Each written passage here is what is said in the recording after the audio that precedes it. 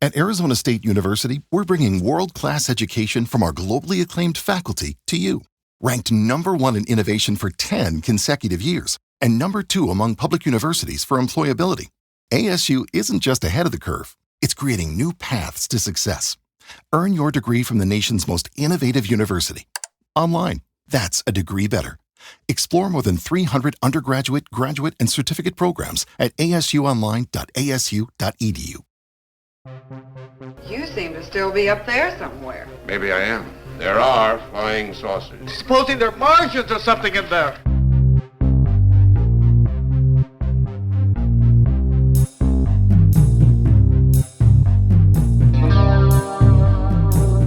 Hey guys, welcome back to another Weird Wednesday. I'm itsasherz, and this is... Tobias. Tobias, how was your weekend? My weekend was amazing. I mean, you know, like it was pretty good. I guess amazing is a little strong, but it was a good weekend. It was solid. We started out Friday with a new episode of The Last Drive-In with Joe Bob Briggs. Like that's always the best Friday of the entire month, right? Yeah, of course, as per usual, is a double feature. I believe it was Earth versus the Spider, which is a 1958 classic. If anybody listening has never seen that, just go watch it. I mean, you don't have to pause the episode to do it or anything unless you really, really want to. But at some point, set some time aside, watch it. It's better than you think. I promise. So that was great. And then the second movie was Dark Match. Have you seen that one? That's like the wrestling horror one. It's Came funny out last because year. I remember when we did this exact segment and you told us all that you watched Dark Match. And oh, good. Okay. But I didn't watch it. And so, you know, I'm sitting there watching it and, you know, I talked about this before. I'm glad and sad that they're back to the double feature, right? I get it. But I had an event that I had to be at the next morning and had to be up at 5:30. So I did stay up for Earth versus the Spider. And then I had started to watch Dark Match. And let me tell you, I was really getting into it. And then I had to go to bed. Good. But it, you know, so I didn't get to watch the whole thing, but I will watch the rest of it Joe Bob style probably this week. Nice. Well, that's the thing. If you don't watch it when it airs, you've got all month to catch up. So, you know, there's no rush. But I think that you will dig Dark Match. Like it is fun. I don't want to spoil anything because you haven't seen it yet. But anybody out there, if you like, you know, professional wrestling or horror movies, just watch it. It's fun. It's not that everybody long, that listens to this show. Right.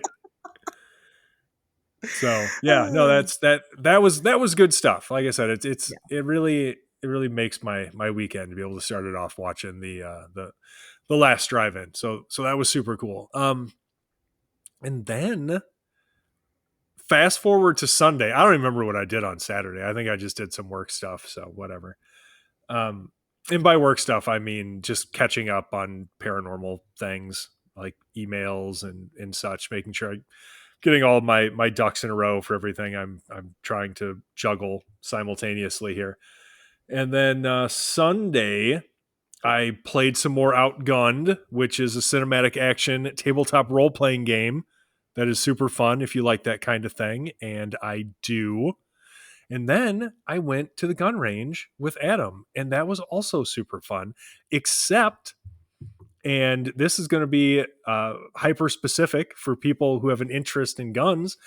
My fucking Glock 20 keeps having failure to feed issues. And I think it's because the slide is outrunning the magazine because the stock recoil spring in a Glock 20 is only 17 pounds. And so when you put anything in there, like if you try to run any ammunition through it that has a muzzle velocity over like 1,000 feet per second, which is a lot of ammunition, you know, that comes in 10 millimeters, going to be, you know, it's going to be more powerful than that. Then you get this issue where like the slide goes back and comes forward faster than the next round can come out of the magazine.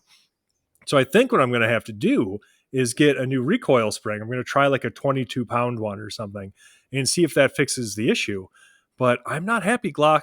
I mean, I thought you were better than this. That my Glock 19 is amazing. Like that fucking thing is unstoppable. I don't think anything could ever like prevent it from working properly. But that Glock fucking 20, and I know how it is. Like you start getting like the more like powerful rounds. You start getting up into 10 millimeter, 357 or 44 Magnum or something like that. And yeah, you're gonna have more issues because of the increased power of the forces involved, right? But like still not great. But yeah, no, that was my weekend. And don't worry, I will keep you all updated on the saga of this Glock 20 situation and whether or not I can get it worked out or I have to do something drastic like fucking, I don't know, just replace it or get Glock on the phone and give him a stern talking to. We'll see. Oh no, not a stern That's talking right. to. Oh, I can be very stern. We know. Right. They will be able to sense my disappointment. It will be palpable and they will carry it with them for the rest of their fucking week and they will just feel so bad about it. They're gonna get home from work, tell their families all about it. I had this one fucking guy today. He was so stern. Right? Like I just feel like I let him down and now I have to live with that and I don't know if I can. They're gonna have to quit their job and find a different one. It's Probably join a monastery. Sounds like a very riveting weekend.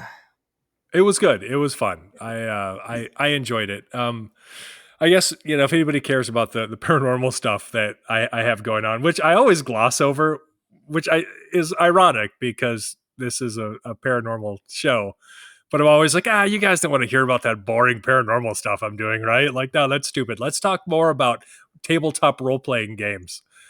Yeah, I do. It's true. I don't know why I'm like this.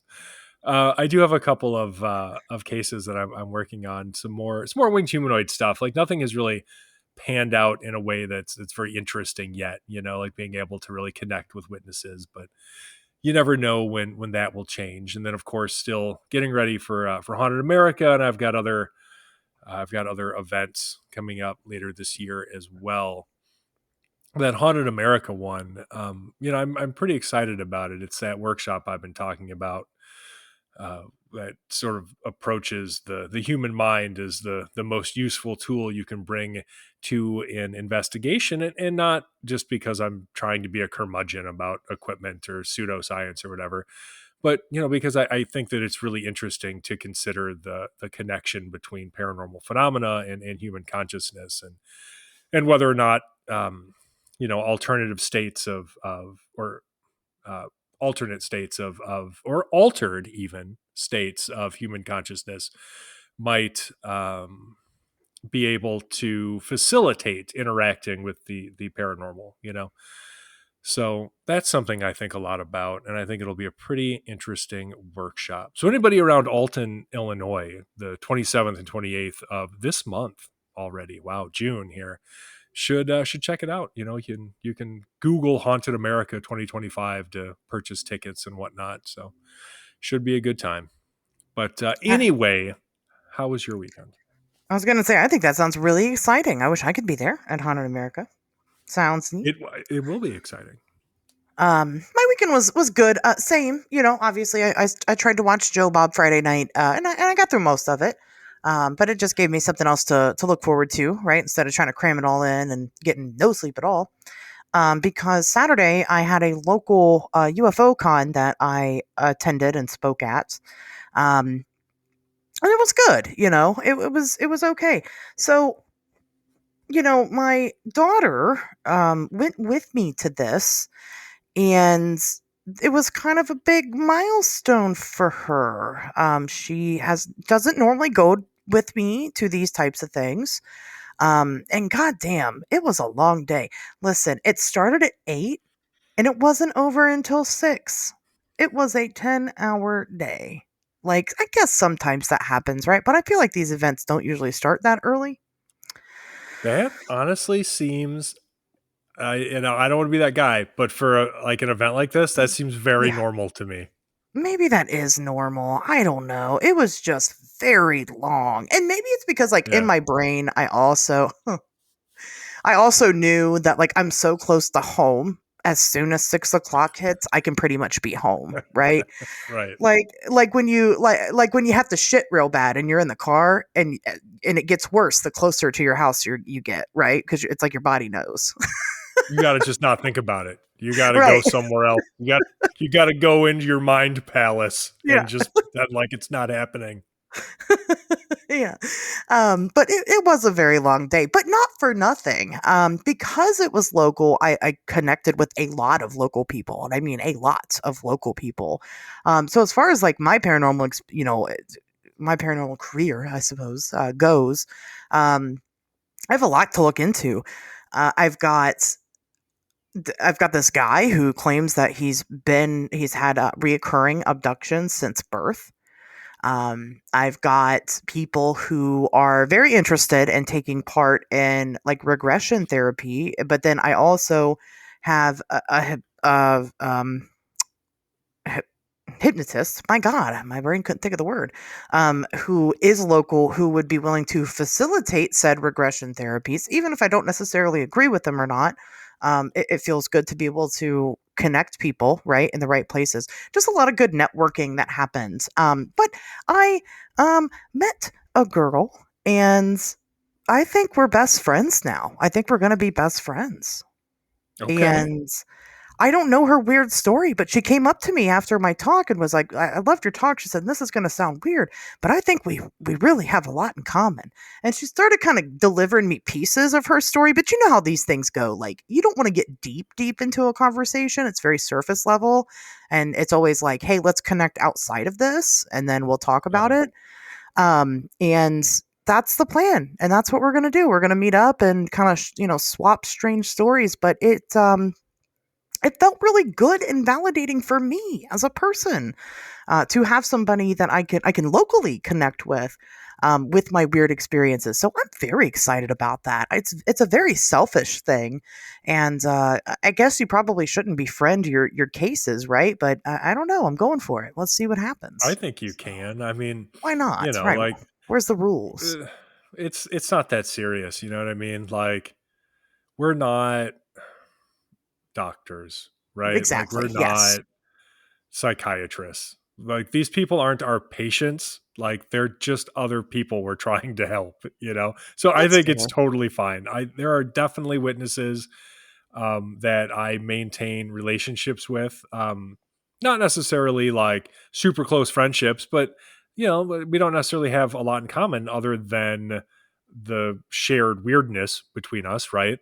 But yeah, I mean the relationships can be very informal once you get to that point too. I Right. think initially when you're investigating, that's one thing, because you got to make sure you're doing your due diligence and everything. But eventually I think you kind of get past that. You figured out that they're not making it up or not mentally ill, and they just are a normal interesting person with an interesting story. And then you can, if that develops into a friendship, great, nothing wrong with it. I'm excited for it, because like you said, it kind of gets to the point where it is very informal amongst other investigators even. I mean, how many people do you kind of network with and then you just don't really connect with, you don't really bond with? Yeah. It happens more often than not. And so I'm excited to see what happens. And then I've also connected with and I'm not endorsing any of these beliefs, but I'm certainly open to the idea. I've connected with a local medium who is more than willing to try to help me contact injured cold using their mediumship, right? So, Oh, which is oh something I've been looking goody. for a while. Yeah, so I'm excited to see All what right. happens. Let's Yeah, no, dive in. I can make an early prediction of what's going to happen if you want, but I don't want to spoil it. So let's just wait and see. I got to be open to these things. I got to say that I tried I get it. absolutely everything. I haven't tried that I'm yet. I'm gonna also try it. I'm open to it as well. It's just, I just I don't have any expectations, and thus I can never be disappointed. Yeah, there you go. There you go. But just again, finding somebody who's willing to do it and somebody who's close, to me in proximity. I mean, that was really valuable. I made a lot of what I feel were valuable connections at this event, and that was really cool. So I'm so excited about that. But yeah, that was, and then what else did I do? Did I do anything else? I don't think I did anything I mean, else. that's a lot. I feel like that's enough. You did plenty. I did do a lot. Yeah. Since Sunday, I was just out of my brain. And now it's Monday and not Wednesday. And I'm still kind of out of my brain, but it is what it is. So That's other things just to normal. touch on. Yeah, I wanna talk about some news here, but I want to talk about something else. Isn't that weird? I'm gonna not talk about the news next. I know you guys aren't used to that, but I'll be fast about it, I promise.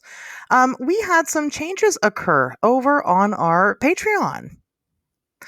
This is going to be probably a little sad for people. I guess it's not like you were getting anything anyway. For some reason, I don't know why, our Patreon was having everybody sign up for free, and that kind of defeats the point of having a Patreon, right? I mean, I hate to say that. I love you guys and thank you so much for your support.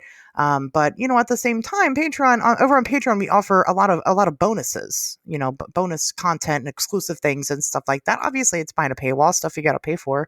But it was making everybody sign up for free kind of right off the rip. And we had to go through and we made some changes and we figured, well, why not go ahead and just kind of revamp the Patreon a little bit? So we did. We have actually gotten away with our top tier. We only have our 2 tiers available now.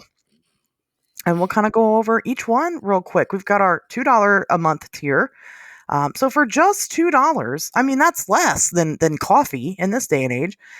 You can get access to this episode ad free. I mean, you're already here listening to it on the platform, and I guess you might as well stay. But if you want to finish it out and have no more ads the rest of this episode, patreon.com/WednesdaysTalk. You also get exclusive bonus content. And that could be, gosh, just about anything. Tobias is over there reading reports, Mothman reports from the Unsolved Mysteries. I don't want to say Fallout, but I guess that's what that is. Kind of. No, so anybody familiar with Unsolved Mysteries is going to know basically what they do is after every episode, they go, hey, if you've got any tips that you can provide regarding this mystery, please contact us. And so, lots of people contacted me directly. Lots of people contacted Lon directly. And lots of people contacted Unsolved Mysteries directly. And and they were cool enough to just send us all of those reports. And we've kind of gone through and contacted the people we could, and I'll be honest with you, unfortunately, a lot of the people we couldn't get a hold of, but I want people to have sort of the full breadth of this, and I thought it would be fun to just go and read some of those reports in just little small like mini episodes. So maybe 10 or 15 minutes of me going through like 3 reports at a time. There are at least 8 of these up there now, which would account for 24 reports out of, I forget how many hundred. It's a lot, you guys. So I'll be doing this for a while. But I mean, it's cool stuff. So check it out. Yeah, and they're so far unreleased otherwise. I mean, so that's the only place you can get them first is going to be over on our Patreon. So all of that, Nate got on there. He left you guys a beautiful write-up of his experience on Skinwalker Ranch. He was there. He tells his story, and you can go read it right now. And then I get on there sometimes and share, I don't know, whatever the fuck I want to, right? It's summer now. Now I'm starting to get out there and investigate more. Anything cool that I find, patrons will get it first. Always. It's just the way it is. So check that out at the $2 tier. And if you're feeling froggy and you decide that that's not enough for you and you want more, we got more. For the $5 tier, you can join and we will do a monthly meetup with you guys, a virtual monthly meetup with you guys. Where we talk about whatever you want to. I mean, God, you're paying us to be there. The least we could do is talk about whatever you want to talk about. But, probably mostly more discussion about the show, the topics we cover, anything and everything on a more personal level. If you want to get on there and tell us about if you want to bitch about your job, right? Maybe you received a phone call from a very stern character, angry that his Glock wasn't working the way that it should be. You can come on and talk to us about it every month. Or just do your job better. I kid.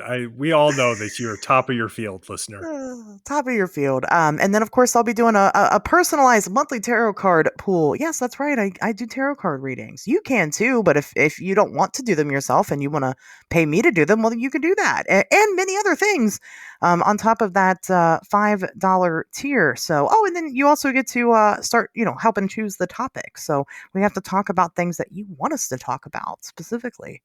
So anyway, that's my pitch for the Patreon, and it helps us more than you know. So that it helps Tobias buy tabletop role-playing games and guns. That's important. It does. You want to keep me occupied. If my mind goes unoccupied for too long, it gets to some dark places, you guys, and you don't want that. Just trust me. So let's do our best to keep me distracted. His wife one time sent me one of his journal entries. It was weird. It was strange. Maybe I'll put it on the Patreon. I'm just kidding. Sure. I wouldn't do that. Well, maybe if we had a higher tier. And if you start buying the tiers, we'll make more of them. We'll make more perks. That's true. So anyway, patreon.com/WednesdaysTalk. Check that out. Yes. All right. Let's talk about some news. Sure. Before we get into news, join the Facebook group. Let's do more advertising. Join the Facebook group. It can be very fun. Right now it's mostly me just talking to myself, but I wish you guys would talk in there. You guys are the one that you guys wanted it. On Wednesdays we talk weird. Search it up on Facebook. Come talk to us, and we do all kinds of stuff over there. So, and that's free. You don't have to pay to join that unless you want to. I mean, I'll take money. Yeah. Check that out also. Okay. No, really. For real this time. Back to the news. Why don't we? It's your favorite topic, Tobias. Your favorite topic. It's disclosure. What is it? Big disclosure. Disclosure. Is it hashtag disclosure? Hashtag disclosure. Hashtag Project Blue Balls. Here we go. Actually, I think this one's interesting. It's probably the most interesting that's come out since. Documents released from the Department of Defense confirm a disinformation campaign spread by the Pentagon dating back to the 1950s and being reported as recently as 2024. What? That actually doesn't surprise me. No. I already knew that was a thing. Well, I think most people did. I don't know, because the disclosure bros act like they're shocked. Okay, maybe not disclosure bros, but like serious ufologists or people. There's no diplomatic way to say this. Non-morons interested in this subject who have actually done any research into the history of UFOs and this country's obsession with them since like the 1940s will not be surprised by this news because we already knew it.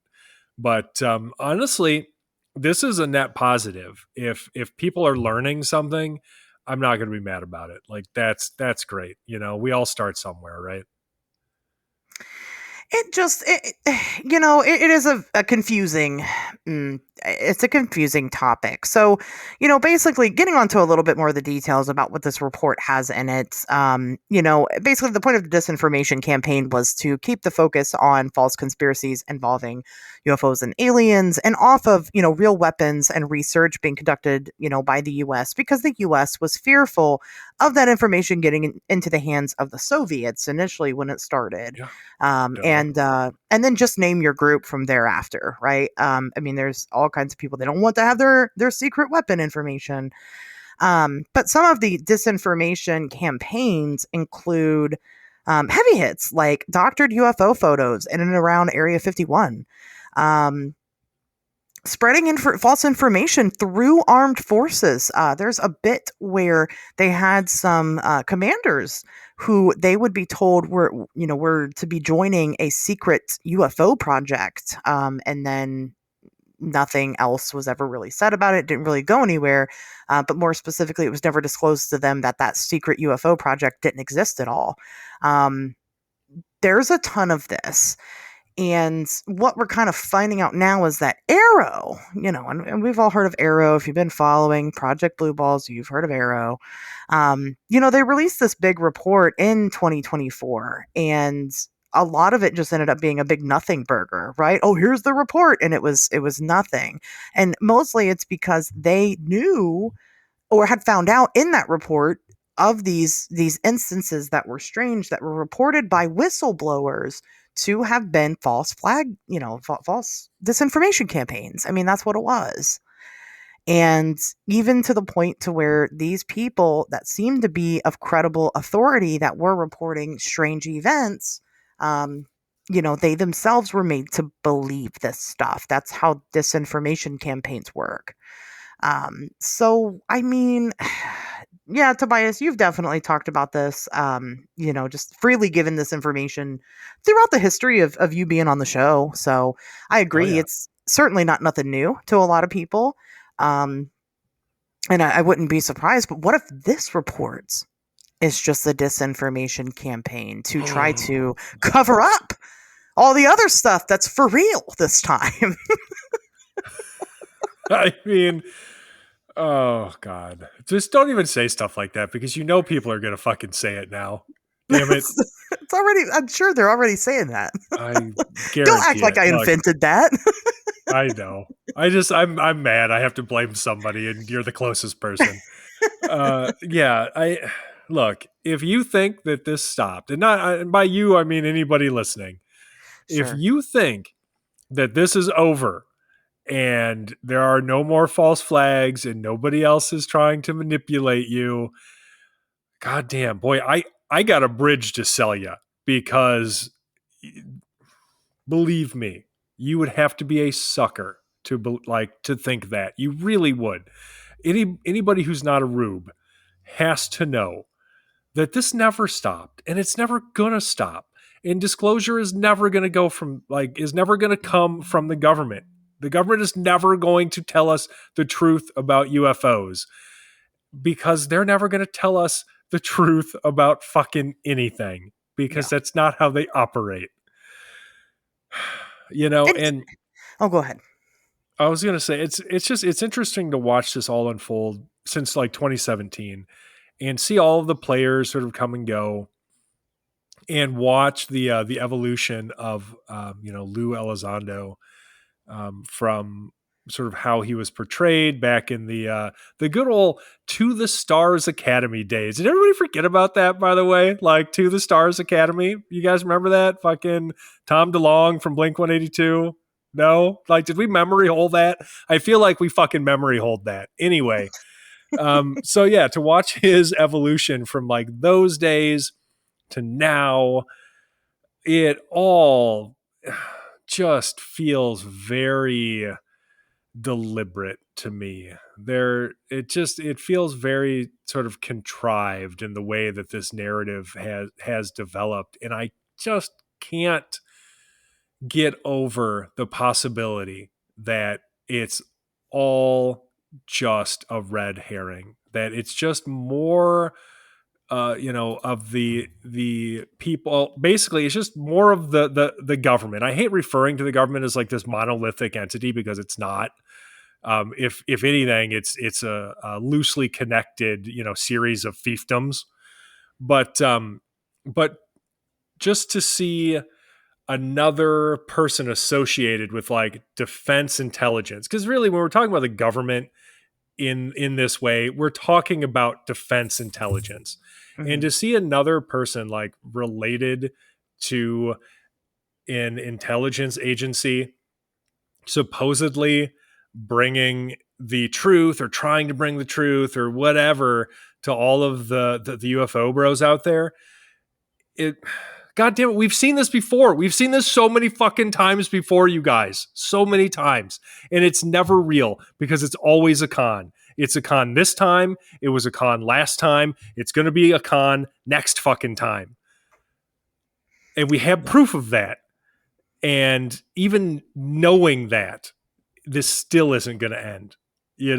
People are still going to talk themselves into it. And it's just so frustrating. So I don't know. Because it's a circle. I mean, that's what it is. Right now we're at, oh, well, here it is. The government made this shit up and made people within the government believe that this shit was happening. So therefore, all those whistleblowers are not credible. And then the UFO bros are going to take it and they're going to go, this is just the government's attempt to discredit whistleblowers. They were the real thing. People are going to forget about it for a minute. This is like the end of the cycle for a second. People are going to forget about it for a moment. It's going to cool down. It'll have a cool down period. And then the shit is going to start cycling all over again. We'll have some fucking video that comes out from the US government of some fucking anomalous something in the sky. People are going to get excited. Then we're going to have a new breed of whistleblowers that come forward and they share all this fucking information. It's just going to keep going over and over and over and over again. And that's why you will never get disclosure from the government. And if you think you will, you're just fucking stupid. You're just dumb. Sorry, you are. You're not wrong. Like that. That's exactly how it fucking goes. And it's not even just UFOs. No. Like we see it in every aspect of the paranormal. Like look at how many like ghost shows have been canceled just in like the past couple of years, right? Like they've all been canceled. It's like Ghost Adventures and a couple things like related to Ghost Adventures, but anything outside of the Ghost Adventures cinematic universe or whatever is fucking canceled. Yeah. Because there's been a huge contraction in the field because like we're kind of at the find out stage of fucking around and finding out. When it comes to how long you can run reality television shows that are supposedly based on discovery and never fucking discover anything before people lose interest, right?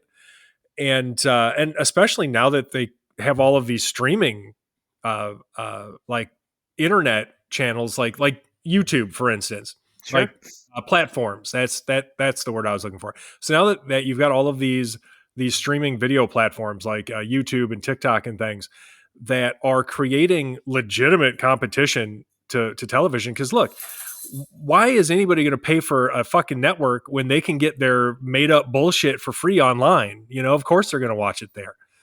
So anyway, there's this huge contraction and it's going to lead to this field shrinking considerably. And we've seen it before, like, as old as I am, I've been around for several decades and I have seen the ebbs and flows in these subjects before. It wasn't always the way that it is today. It's going to go back to like it was when I was a kid, where maybe there would be like some shows here or there, but these were by and large fringe topics that serious people did not fucking discuss. And we'll be right back there until, just like you said, something else is going to happen to jumpstart new interest, and the whole cycle will just repeat. Yeah. And that will happen for the rest of fucking human existence, as far as I know, because it keeps fucking happening. Because even at this point, if the government did disclose everything, whatever the fuck it is that you think that means in your head, right? If they did disclose everything, why, pray tell, would we believe them? Do you usually, right. I mean, do people lie to your fucking face over and over and over and over again, and then you just continue to believe their bullshit? Because, I mean, you shouldn't. you know? How many times is Lucy going to yank that ball away before you learn your goddamn lesson, Charlie Brown? Exactly. So even if they did, I mean, at this point, I'd just be like, whatever, not real. They could hold a whole ass alien press conference with aliens there speaking for themselves, and I'd be like, that's not real. Right. Pretty much. They could show up to my house and be like, oh, really? We're not real? I'm like, yep. Not real. Sorry, dude. I don't know. If the government said you were, that means you're not. Don't believe you. You're a hologram. Meanwhile, aliens are just in shambles at the news that they're not real. Yeah. They're like, okay, we'll prove it. They'll take me on their ship. I'm like, cool simulation, but still not real. Right. How do I know I'm even awake right now? Right. Get to their planet. And I'm like, oh, okay. We're just in some studio. Is that what this is? Some studio in Hollywood. Cool. Still not real. Anyway, But no, really, yeah, exactly. It's just it's a complete circle. That's what it is. It is a complete circle, and that's why I just don't. I'm not gonna say I don't care. Obviously, I care, you guys. I do a podcast like this. Clearly, I care a little bit, right? But that's why I'm more interested in small town stories and people directly in their experiences, and I just don't give one shit at all about what the government's doing and saying. Because we care about real shit. That's what it comes down to. It's not that we don't care about these subjects. It's not that we don't allow for their possibility. It's not that we haven't experienced unbelievable things of our own. Like I've experienced quite a bit of the paranormal, or what people would consider paranormal. That's why I'm here. That's the only reason I'm fucking here. And I only care about real shit. And look, the government ain't it. So you want to see a UFO? You want disclosure? Go outside. Go outside and look at the sky. Go someplace outside of town where it's nice and dark. Worst case scenario, you spend a lovely evening doing some fucking stargazing. Best case scenario, you see some shit you can't explain. Hell, go out there, do some CE5 if like that's your jam. I don't think there's anything wrong with it. I've done it. I had some interesting results actually. So give it a try. But if you want answers in this field, if you want the capital T fucking truth, you got to go out there and find it for yourself. You can't wait around for some asshole on Twitter to fucking hand deliver it to you, because it's never going to happen. No, it's not. And this is just more proof of that. But, it's topical right now in the world in that world, in disclosure world. I don't even like to refer to, disclosure movements as ufology. It's its own thing. It kind of is, yeah. But yeah, I mean, there's, there it is. That's what's going on. That's the news. That's what I got for you. Headline: Tobias Wayland right about ufology. Once again. Right? Breaking Local news. Investigator gets it right about disclosure movement. Every single time.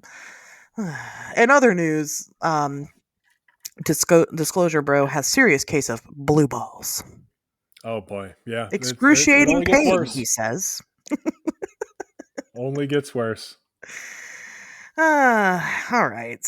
Let's talk about something with that's a lot funner than this, right? Let's switch gears over into today's topic. I'm really fucking excited to talk about it. We've covered it on the show before. However, I'm not gonna lie, y'all. This is like top 5 for me. This is like one of my favorite stories ever.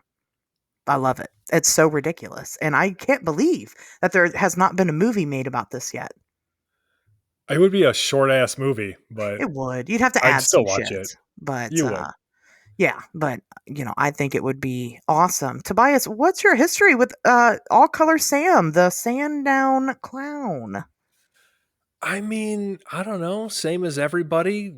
Grew up reading a bunch of weird books, and occasionally you would get that book that would just have like random weird shit that is for whatever dumb reason associated with ufology.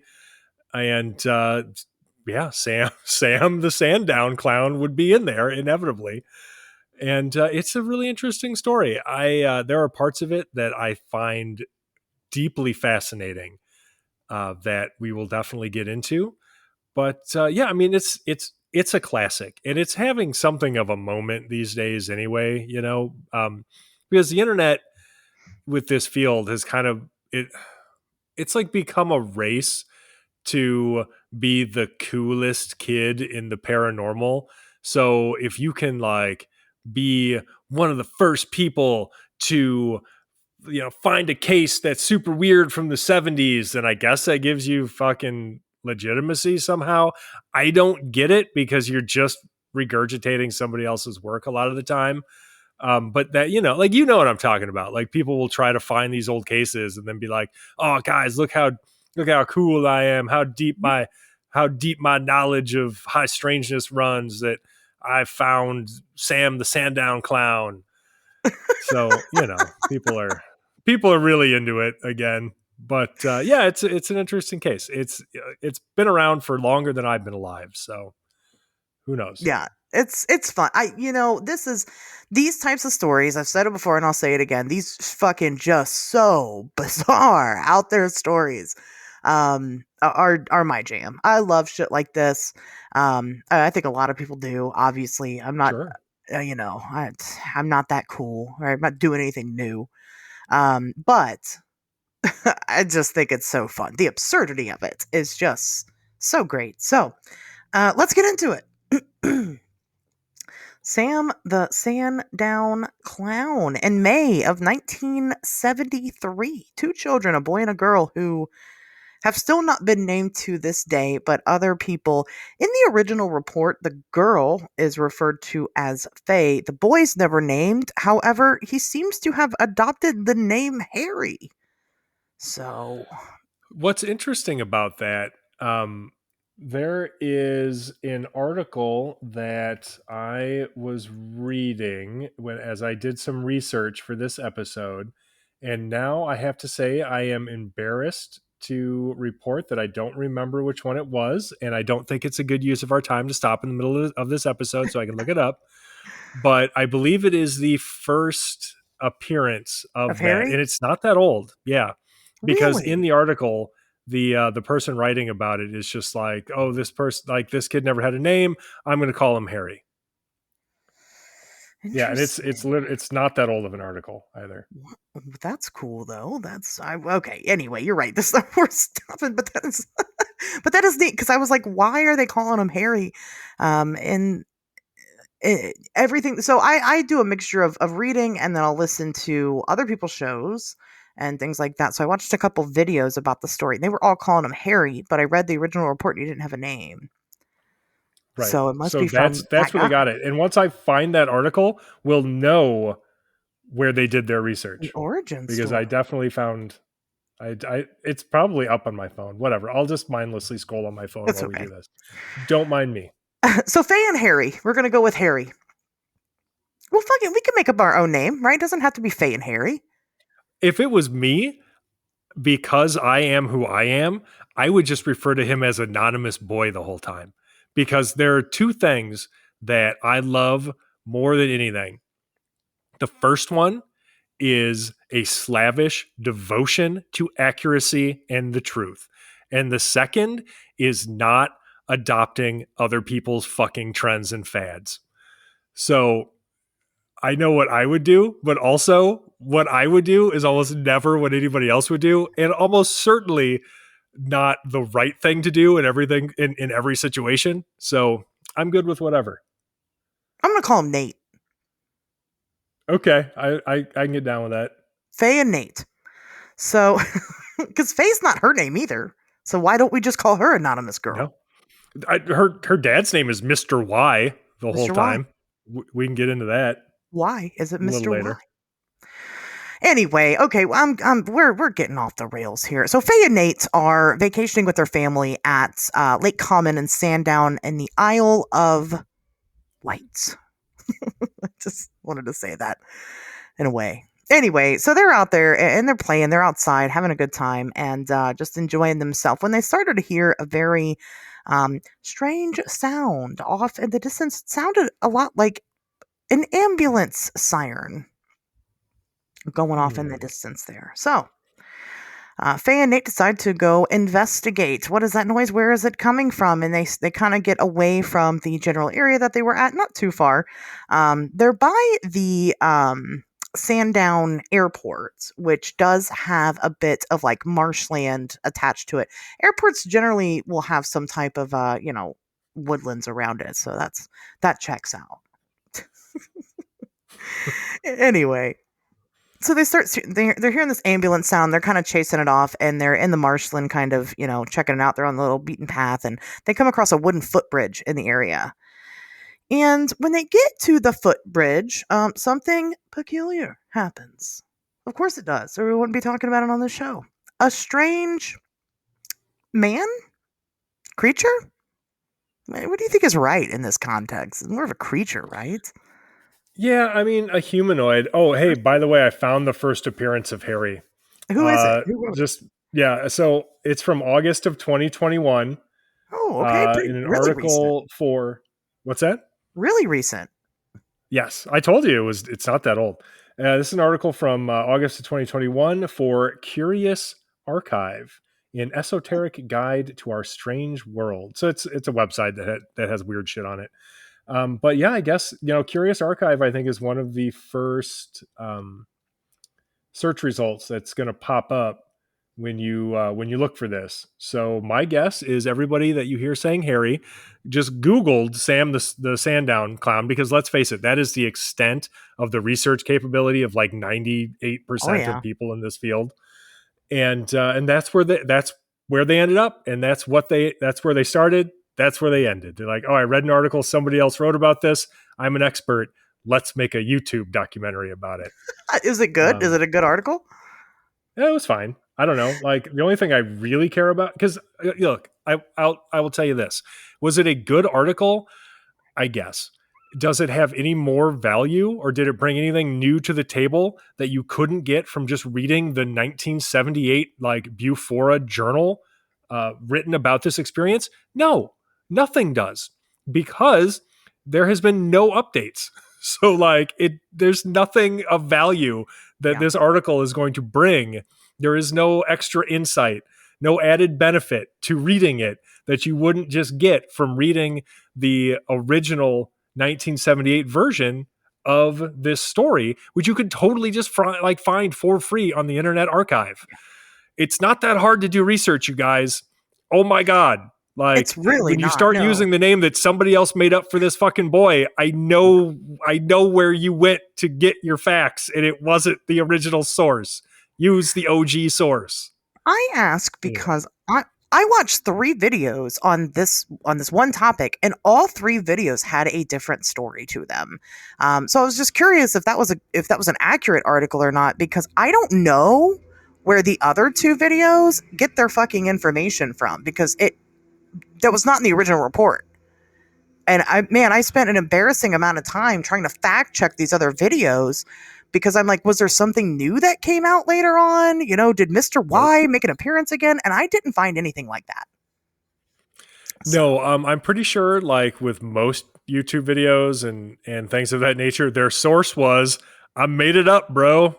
Fucking just made that shit up. Anyway. The good video I watched on it, if you guys want to watch a video on it instead of listen to this, is Shrouded Hand is the channel. He made a good video on it. Okay, back to what we were saying about Faye and Nate. So they stumble upon this creature, this guy, this thing, and it crawls out from underneath the bridge, the footbridge, right, in the little path there. And it looked, again, very odd, right? It is humanoid looking. However, we'll kind of get the physical description out of the way. His clothes were very, tattered. But he was wearing what appeared to be like clown attire. His clothes were described as a dirty green tunic, white trousers, and a yellow pointy hat. The pointy hat, of course, had a metallic bauble at the end of the hat, and led down to a red collar on the green tunic. So very interesting character. Just to kind of get the other description out of the way, as far as like a little bit more detail when the kids kind of do approach it. He had triangle markings for eyes, a square brown nose, and yellow lips. He seemed to have antenna for ears, 2 antenna sticking out of the side / top of his head. He had no neck whatsoever. His head was just placed atop his shoulders, and his limbs looked like they were made of wooden slats, and he was about 7 feet tall. How fucking horrifying. It is. And what's interesting about the first appearance of Sam 2 is that it is equal parts clownish and terrifying. Yeah. So like, okay, picture this, like you're a little kid. You're crossing a wooden footbridge over a narrow brook, right? And you see a blue gloved hand appear from underneath the bridge and then a strange figure emerge who looks exactly as Asher's just described. Now, the figure, for some reason, is fumbling around with the book, dropping it in the water, and splashing about to retrieve it. Just comedically bumbling around, basically trying to pick up this dropped object like a fucking clown, like a literal clown. Like a clown, exactly. I mean, it's really having a hard time, whatever this guy is. He's having a bad day. And, dropping his fucking notebook in the water, they don't ever talk about that because eventually he writes in it. And then there's never detail of well, how the fuck did he write in a waterlogged notebook? Space magic. Space magic. Space clown magic. Right. Oh, the best part too is when he moves. Sorry, but when he moves, it's with a strange hopping motion with his knees raised high. So he moves like a cartoon, I guess. Yes. Right. Everything about him is very cartoonish. So anyway, so he's, like Tobias said, he's struggling, dropping his fucking notebook all over the place, trying to pick it up, right? He accidentally kicks it and then has to walk a little further and kicks it again. That whole bit. Just the best. Yeah, having a really difficult situation going on. So eventually he does get his notebook, and he actually wanders off into a nearby, a strange metal hut that the kids could see. And, he kind of goes in for a second, and the kids kind of get a little closer, but they're staying hidden. And then he starts, he comes back out of the hut again, and he starts making that fucking noise again. The wailing sound. It's described like a wailing sound, similar, or as you said, but similar to a siren or and it's terrifying because it's super loud. So he's like, woo, and you're like, the fuck? Why are you doing that? Anyway, so he comes back out again, and he's making the sound, and the kids notice that the sound it's not necessarily coming from him. They notice he's holding this weird apparatus, which they describe as a microphone, and it is a microphone that is attached to him, and the sound seems to be more coming from the microphone itself rather than him necessarily, which I thought was interesting and strange, but okay. I mean, we had boom boxes, right? We got things that make noise. Okay, whatever. Sure. Well, when he comes back out and he's making the sound again, I mean, obviously this freaks the children the fuck out. So Faye and Nate, they take off. They take off running. They're like, hell no, we're not staying. But as they take off running, they hear a voice, a strange metallic voice, speak to them. And it just says, hello, are you still there? Like a fucking phone operator. Yeah, so clearly the super loud, terrifying wailing noise wasn't accomplishing whatever goal Sam had here. So he switched to polite questions. It was an interesting maneuver, but I think ultimately it was the right move.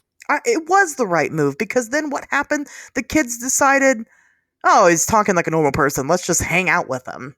I mean, they're like, oh, okay, this is fine now. Let's go back and have a conversation. It'll be obviously this guy is trustworthy.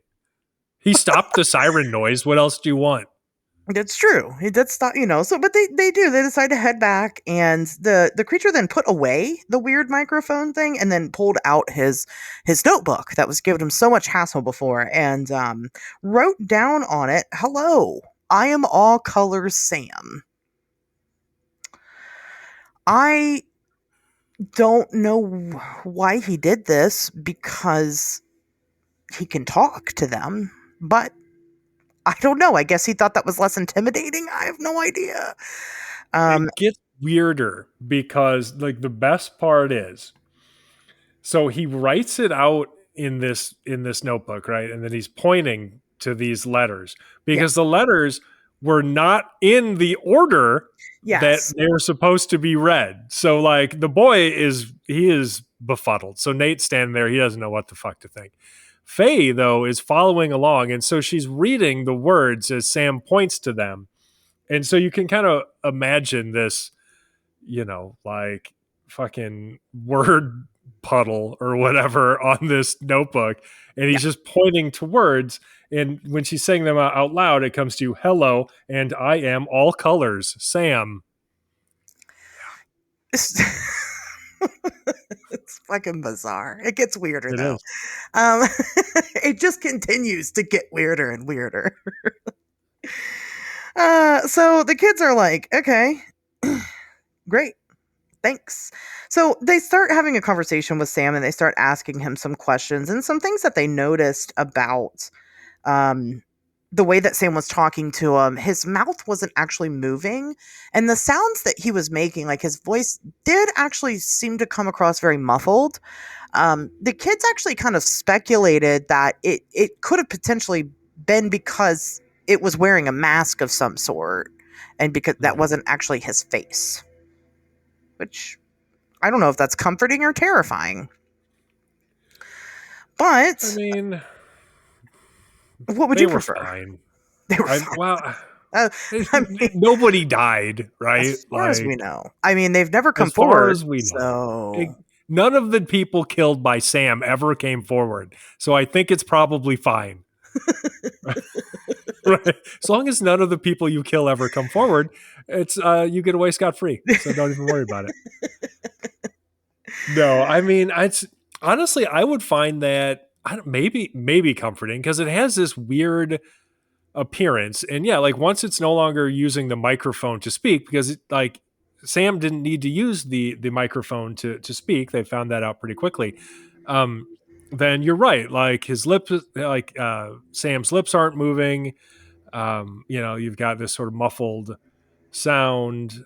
Maybe it was a mask. I think a lot of people have speculated that, and it makes a certain amount of sense because he takes his hat off later. Like he's wearing a hat, and he does remove it later. So yeah, and mask. Well, yeah, there's another argument for the mask, and we'll get there. But yeah, potentially it could be a mask. But he's talking to him, and they're just asking him some questions. They ask, they ask about his clothes. They're like, "What's the deal with the get up?" And he's like, oh, "Well, like obviously I live in the fucking woods, kids. I can't afford other clothes. This is all I got." It's true. He only had one set of clothes, so he could only wear the ones that he had on. I mean, what are you gonna do? That's sad. They should bring him more clothes. They asked him if he was a man, and he said no. So then they asked him if he was a ghost, and that was a weird detail in this, is that like the kids often refer to him as a ghost. They refer to him as a ghost immediately after they have the encounter and so on. We don't know if they still refer to him as a ghost to this day, but I thought that was an interesting detail. So, they ask if he's a ghost, and his response was, quote, "Well, not really, but I am in an odd sort of way." Which is my favorite part of this whole thing. And if this story ended right after this line of questioning, it would still be super fascinating just because of that one fucking answer, which I could talk about indefinitely. So when he says, "Well, not really, but I am in an odd sort of way," like, tell me that does not fire up your fucking imagination. Oh, right? Yeah. Like, that is some wacky shit to hear from a clownish spaceman in the woods next to a golf course, right? Like, what the hell does that mean, dude? Like, are you like, this is 1978? Yeah. These kids, I'm going to go. Yeah, I'm going to go way out on. Actually, yeah, this was 1973. Sorry, yeah. Like the encounter was 73, published in 78. Yeah, this is 1973. These kids weren't reading John Keel, right? No. Like they were not steeped in ultra terrestrials. They would be very unlikely to have the kind of intimate knowledge about those kinds of I guess hypotheses, right? Where that's where their mind would go if this was some sort of fanciful tale or even like a weird hallucination or something, right? So how the hell like, did this come up if this wasn't actually happening on some level, right? Like if they weren't actually interacting with a real being, even if that being somehow had a prosaic explanation, which we can get into. There are some that have been presented to try to explain it in a way that still allows for the sort of objective existence of someone who is Sam the Sandown Clown. But like, how else does that come up? Now, yes, Faye's dad is big time into UFOs, and we do have to get into that. Mm-hmm. But at the same time, I don't think that would have influenced her enough to necessarily like get her in the headspace to invent an answer like that, because the answer is steeped in crazy high strangeness shit, right? Like it is encompassing everything we talk about now, from like the Fortean perspective, drawing comparisons between like ghosts and hauntings and aliens and cryptids. You know, it is interdimensional Bigfoot and alien abduction as in intrusion into human consciousness. You know, like it's all fucking crazy levels of weird. You know, like way too weird for these two damn kids. Yeah, and boy, it's just. I love it. I love it so much. It's my favorite thing about the whole story. Even by today's standard, you know, I feel like that's a heavy hit. Like you got to be deep in the shit to know about that, you know? Yeah. The general population that sits at home watching Ghost Adventures has no idea, you know, about ultra terrestrials or interdimensional anything, or, you know, they don't know. Right. That's true. They don't care. They want tighter t-shirts and more ghost fighting. Yeah, so I mean, 1973 in the UK at that. I mean, you're absolutely right. These people have no clue who John Keel is. They don't. They really don't. Especially not some kids under the age of I didn't put down their ages, but they're definitely under the age of 10. They're young kids, you know. Right. So, anyway, no, I agree. That is a really really intriguing answer to give. So anyway, Sam goes on to just, you know, kind of explain to the kids that, you know, he stays hidden in the woods because he is afraid that he may be attacked for being different. He actually says that he's not the only one. There are others, and then proceeds to show the kids a sketch of, I guess, a guy that must look very similar to him in his notebook. And the kids are like, oh, that's cool. You know, that's sweet. Right. So during this whole outside interaction, because we're getting ready to go into Sam's house, I want to, you know, kind of take a note here. Allegedly, per the report from the daughter relayed to her father, there were two men working on a nearby post outside that could potentially see this entire interaction happening. However, they did not react at all during the whole ordeal. And that's interesting because, well, that is also kind of a heavy hitter phenomena that we see where people in a group where they should be experiencing the same thing are not experiencing the same thing. Right. Yeah. So, I mean, well, this is like, you know, what I want to talk about a little bit at Haunted America later this month, getting into sort of altered states of consciousness and whether or not those play a role in paranormal experiences, and whether or not, well, really what I want to talk about is whether or not we can control them to try to, you know, have more paranormal experiences if that's what we're looking for. But yeah, I mean, if for whatever reason these kids are tuned into a certain frequency that those two guys aren't, then sure, okay, yeah, why not? They're interacting with Sam the Sandown Clown, and those guys are just going about their fucking business. Did we go over his answer to their last questions? But by the way, I just wanted to make sure that we didn't skip it, because it's weird in and of itself, right?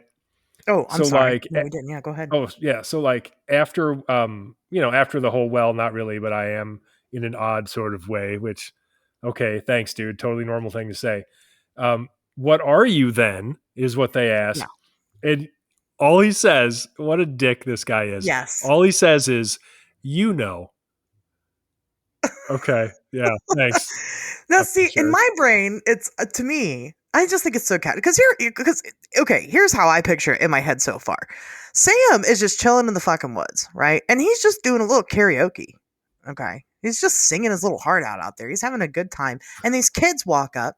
Right? He dropped his fucking notebook in the water. So he's like, God damn it, I dropped my notebook. I need to go in my house. I need to go grab another one. He replaces the waterlogged one. That's why he was able to write on it.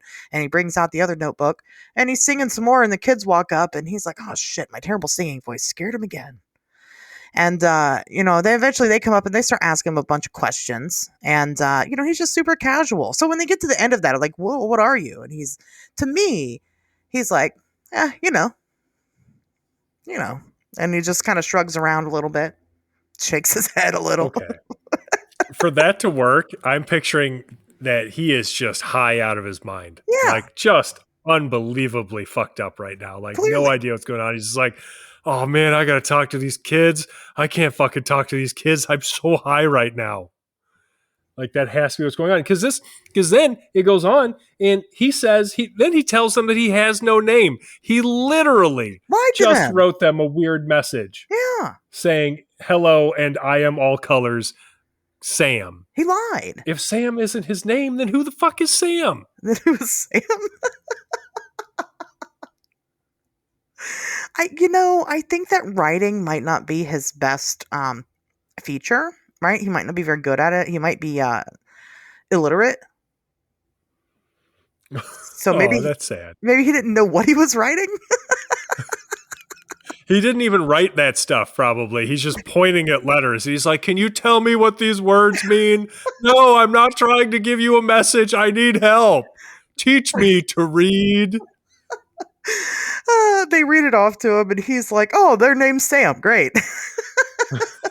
Right. Perfect. Yeah. Someone else that he met in the forest one day wrote those words, and he's like, right. Yeah, hilarious. He does. And then that's when he's like, oh, there's all kinds of other people like me. Yeah. Here's a picture of one in my weird notebook. Right. This is all the proof you need. Hilarious. Like, and then all he's right, like, yeah, fine. No, then he's like, well, couple of children that I've never met before. Would you like to come inside of my house?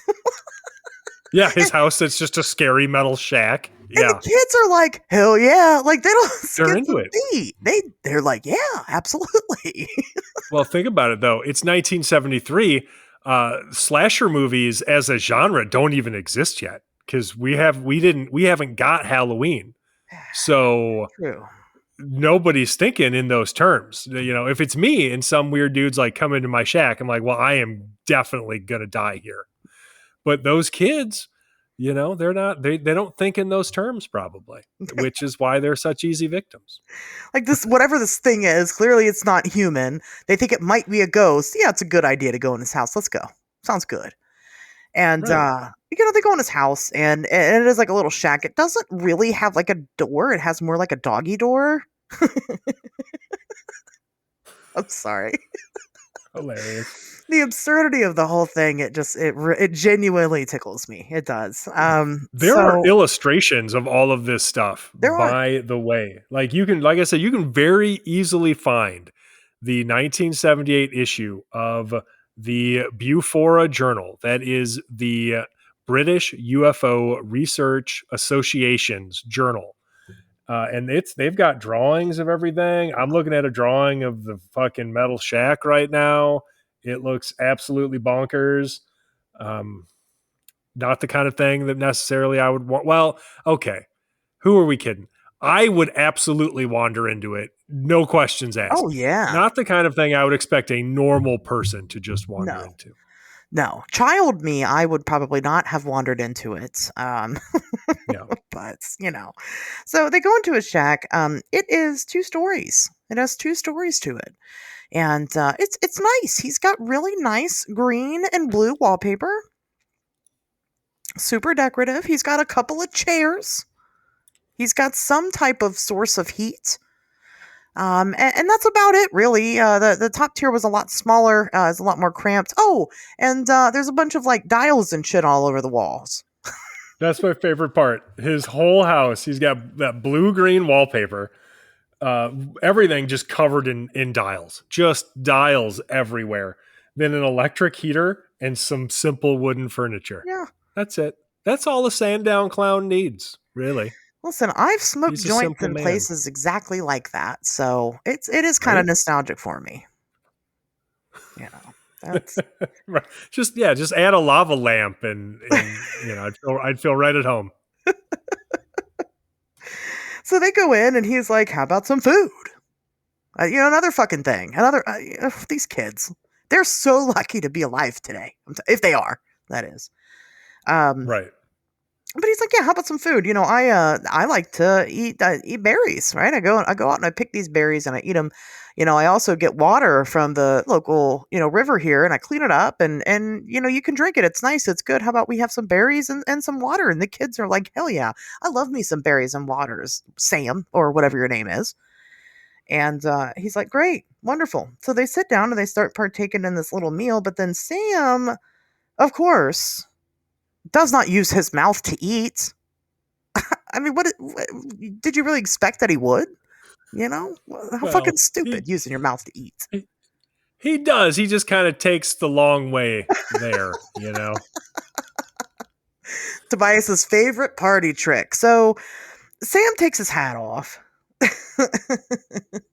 I love this part. He takes his hat off. Before now, in the description of this guy, they talk about him having like this red hair that kind of is over his forehead, but that's just part of his hat. Because when he takes it off, you find out he has sparse brown hair.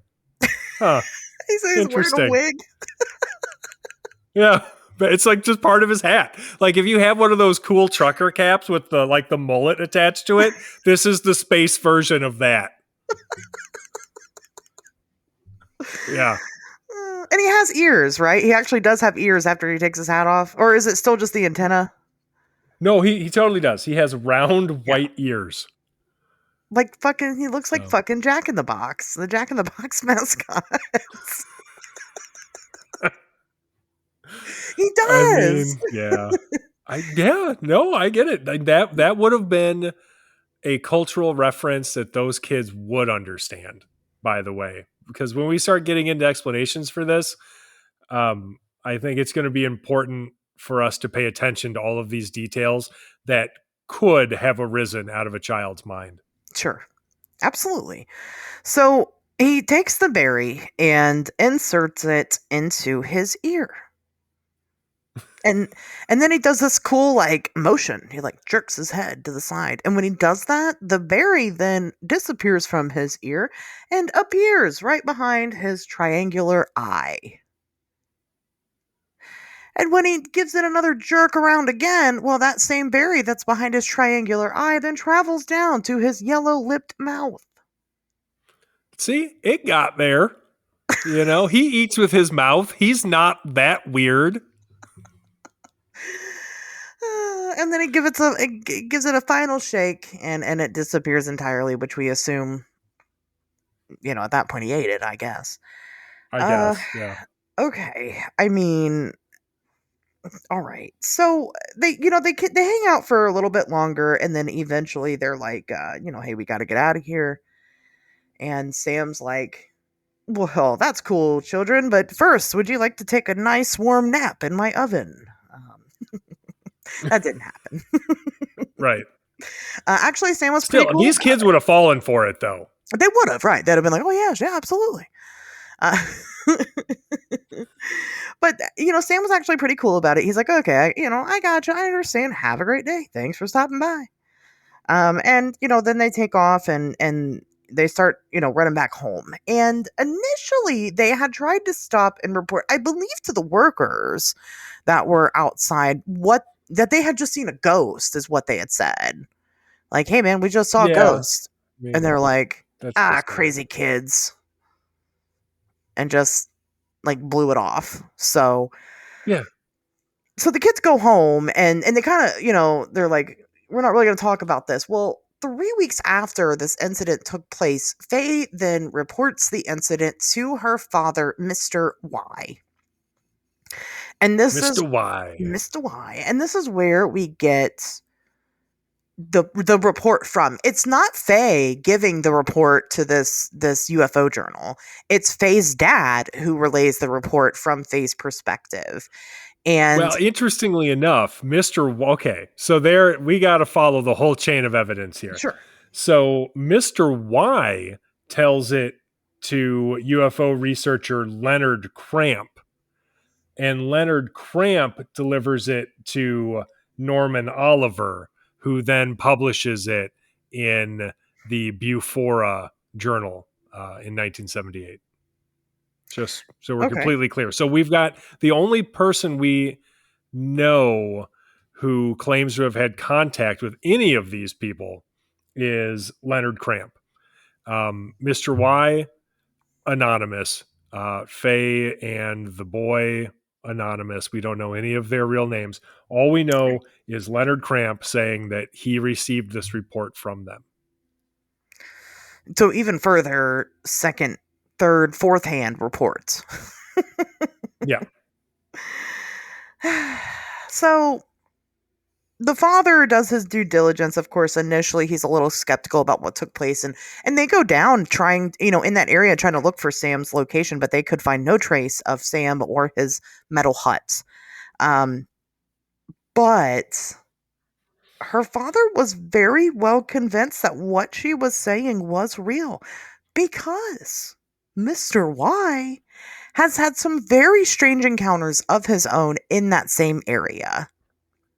So, nothing like this. It doesn't even fucking compare to All Colors, what's his name, right? But he does report to have some interesting experience. So, and we'll start with those. Well, I guess we'll get on to those. In 1970, Faye's father was in the general area vacationing. I guess this seems to be the spot where they frequently vacation, right? Makes sense. Yeah. And he is driving. He is going to someone else's house to go hang out, right? And he ends up seeing this a strange flying craft in the sky. Initially, he's just kind of seeing bright red lights that are hovering above in the area, and he eventually gets a better look at said craft. And the way that he describes it is super interesting and pretty unique. He describes the red lights as circling. There's about 7 to 8 of them, and they are circling in a ring around a metal cylindrical craft, which is a little Freudian, if you ask me, but here we are. So he gets out of the car and they describe it as a torch. He takes a torch out of his car and illuminates. Flashlight. That's just British for flashlight. That's what I thought. Right. Is that British for flashlight? Because surely this guy didn't light a whole fucking torch. I mean, that'd be badass if he lit up a whole torch. That would be amazing. He just grabs a pitchfork and a fucking torch out of the back of his car. Lights it. So, it is a flashlight, but I'm going to pretend it's an actual torch.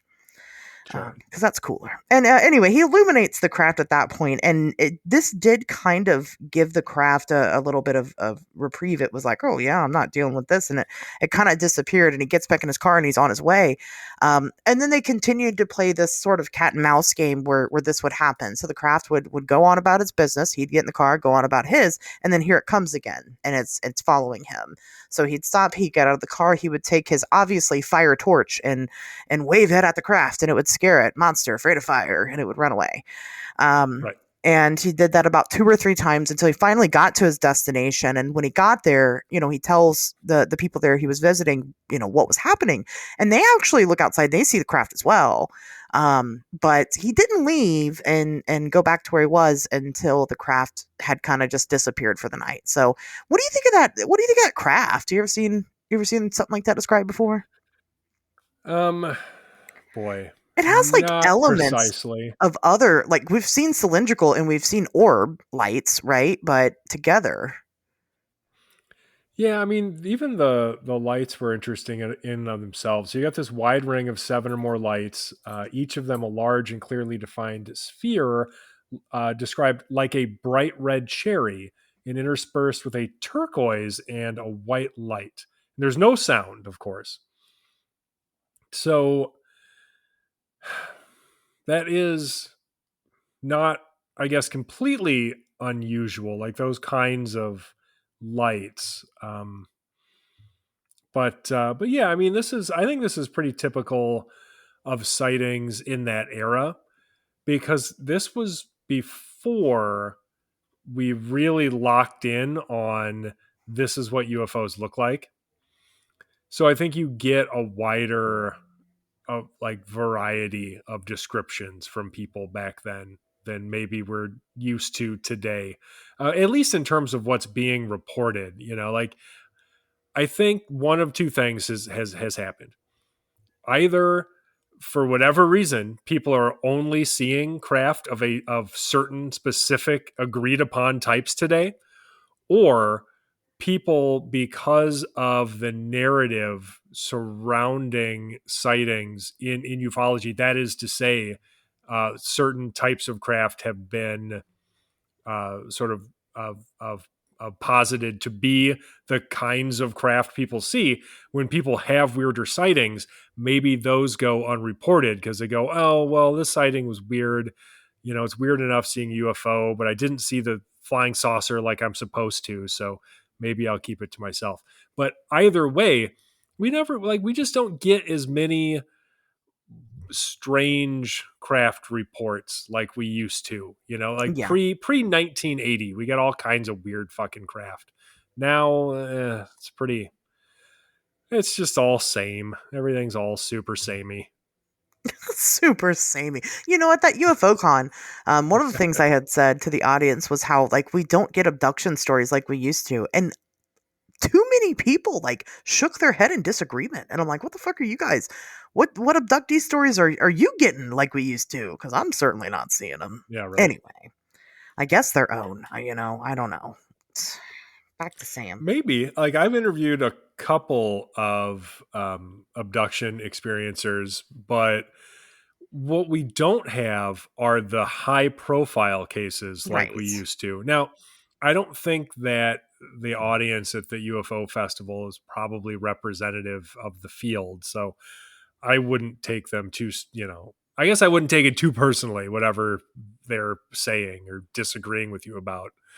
But yeah, no, you're absolutely right. Like, we don't have the same kind of high profile alien abduction experiencers that we used to. That is a fact. That is a demonstrable fucking fact. So. I think what they heard me say was that people don't ever get abducted anymore. And that's not what I said. Right.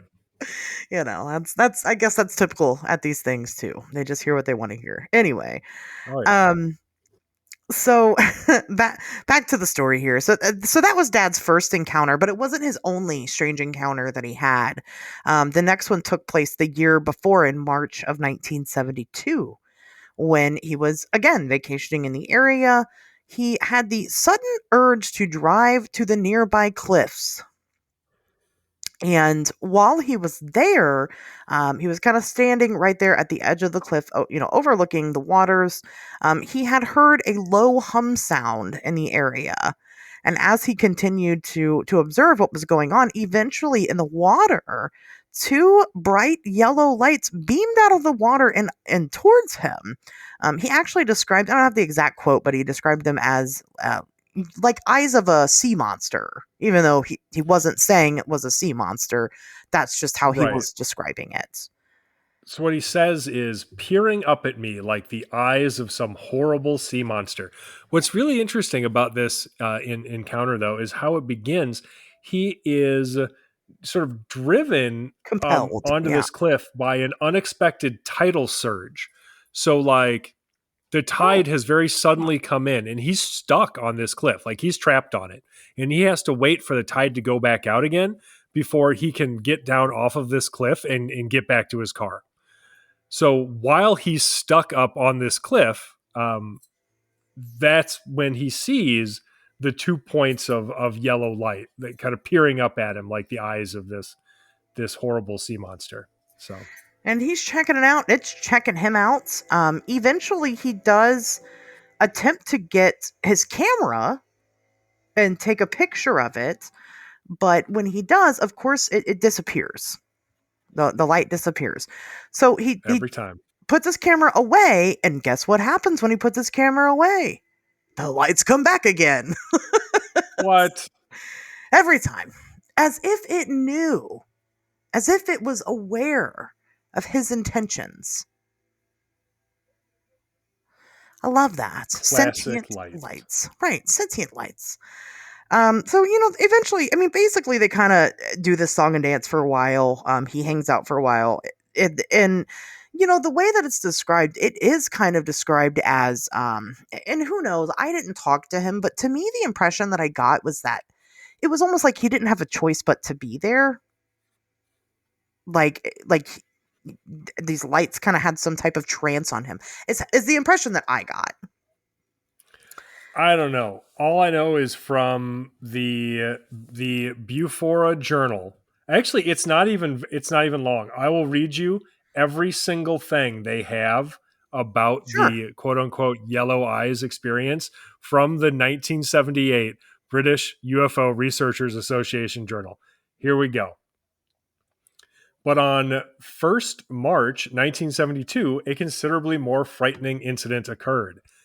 Yellow Eyes. That's the title of it. It was between 9 p.m. and 10 p.m., and Mr. Y was perched on the cliffside at Compton Bay, having been driven there by an unexpected tidal surge seemingly caused, in part at least, by some form of droning underwater craft. From his vantage point, he observed 2 points of light, yellow, and peering up at me like the eyes of some horrible sea monster. He guessed the eyes were not much more than 40 feet away and were just below the surface of the sea, like a sort of periscope. They disappeared, and as the tide gradually subsided, Mr. Y was able to get back to his car and drive home. At no time did he tell his young daughter of anything he had experienced, but at the beginning of May 1973, when she was 7 years old, she claimed to have had a very weird encounter indeed, and then we get into Sam the Sandown Clown. Mm-hmm. So I don't know where any of that other stuff comes from, but like that's literally everything on this experience as published by Bufora. Okay, fair points. Fair point. And that's what we have to go based off of because that is the original source.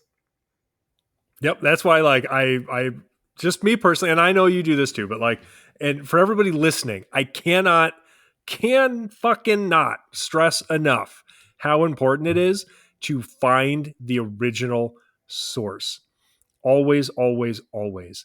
Like I'm reminded when I was writing the Singular Fortean Society's Yuletide Guide to High Strangeness, right? Like there is an account in there with these little men in like seen outside of this small town in Wisconsin, and you can Google this story. And if you do, you're gonna get the wrong fucking story because people will take these and they embellish them, they add on to them, they try to make them more entertaining because they want attention or they're trying to sell something or whatever.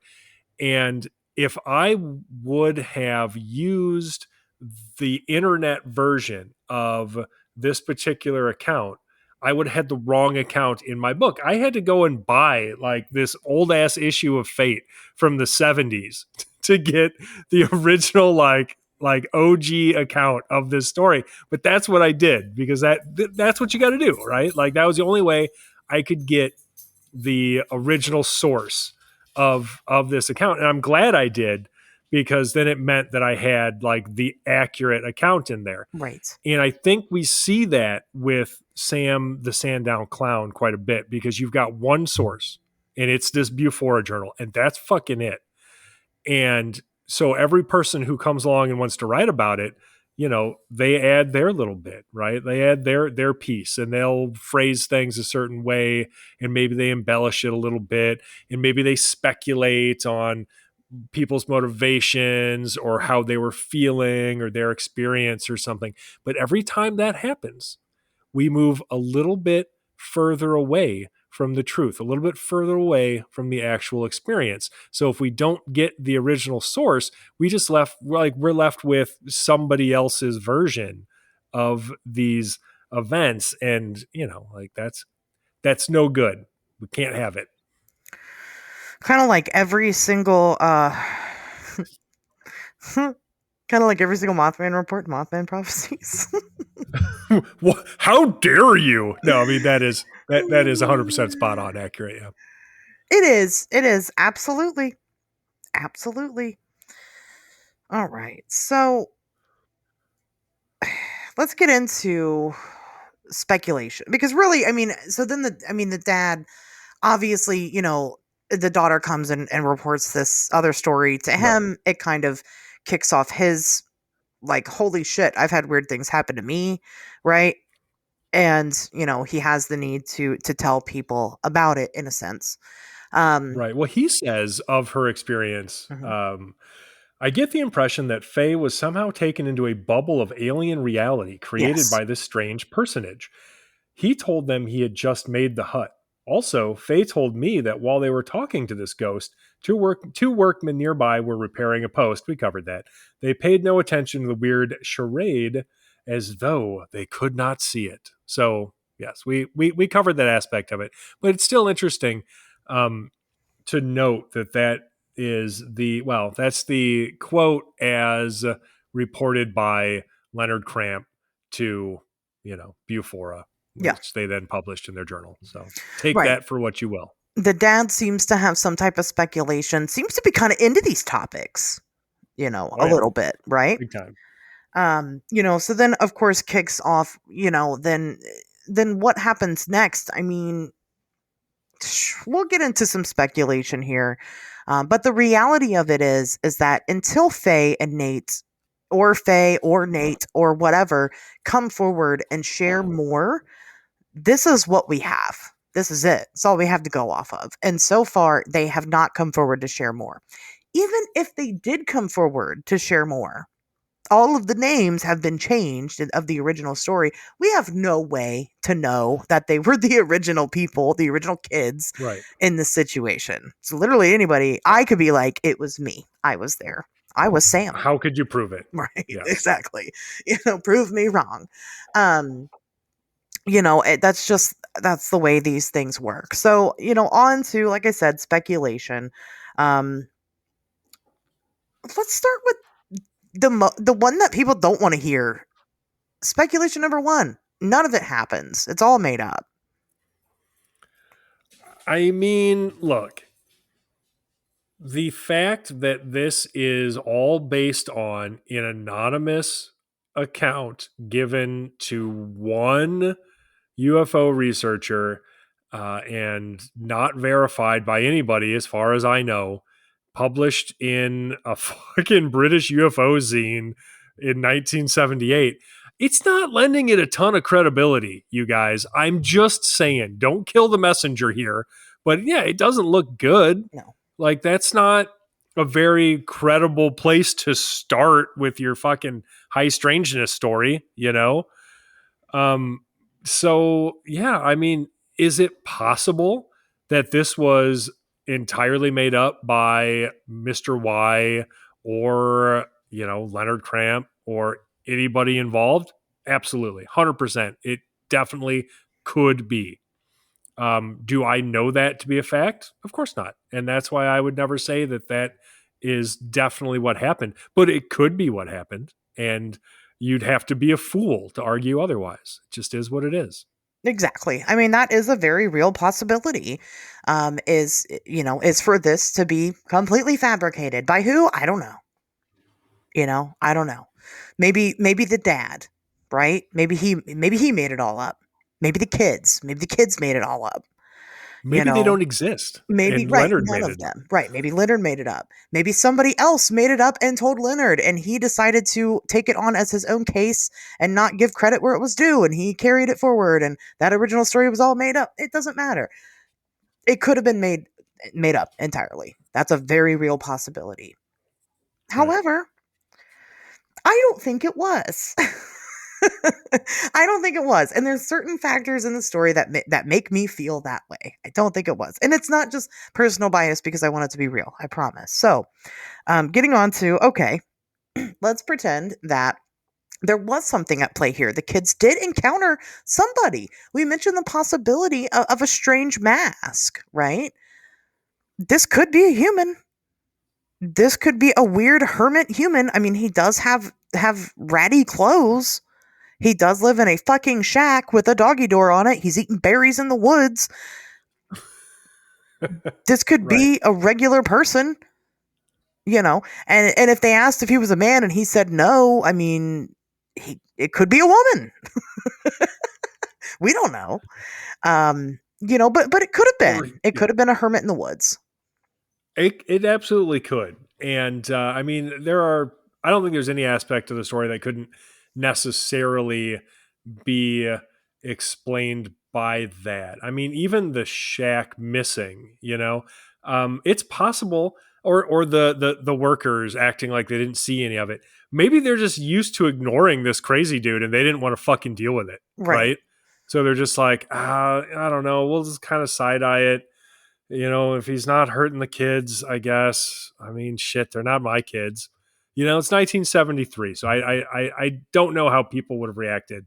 In 2025, there would be a SWAT team involved, I'm sure. But in 1973, yeah, maybe the guys were just like, well, I'm not dealing with that crazy hermit right now, so I'm just going to keep working.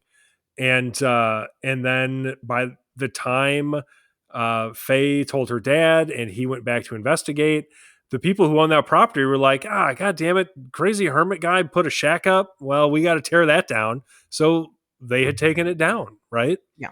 I mean, I'm not saying it's the likeliest explanation, but it's possible. Very possible. It's not less possible than, high strangeness ultra terrestrial just spends a good 30 minutes fucking freaking out some kids for no reason.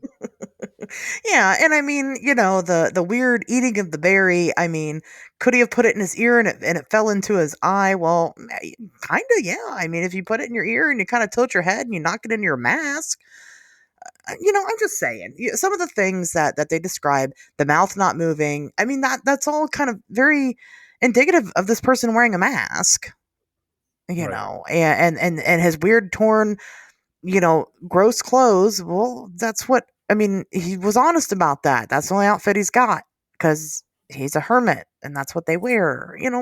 They wear what they find, all of that seems pretty likely. And then told through a child's scope, would seem very otherworldly to anybody else. Right. So even the interior of the shack, like could a hermit have decorated that shack based on its description? Absolutely. Yeah. 100% yes. One time I got in trouble at school in second grade because we were going around, much like we do on this show every week, and we were talking about our weekends and what we did over the weekend. And I had shared that we went to a farm. And at that farm, they had chickens that laid multicolored eggs. There were blue, and there were brown, and there were pink, and there were white. And I got in trouble for lying, for lying about it. It wasn't until I was an adult that I found out that that's a fucking thing. It's a species of chicken that does lay colored eggs, and it's real. And fuck you, Mrs. Watson. That's all I got to say about that. What a bitch. God. Right. Just because let you have your colored eggs, you were a kid. Right. Just because you're fucking dumb and you didn't know about these fucking chickens doesn't mean they're not real. Just saying. Hilarious. I will never understand like some adults whose only job is to work with kids, but they seemingly hate kids. And so they're mean to them. Because I think we all had that experience at some point growing up. We've got a teacher where you're just like, why are you even here? You obviously hate kids. You're very mean to me. I don't like it.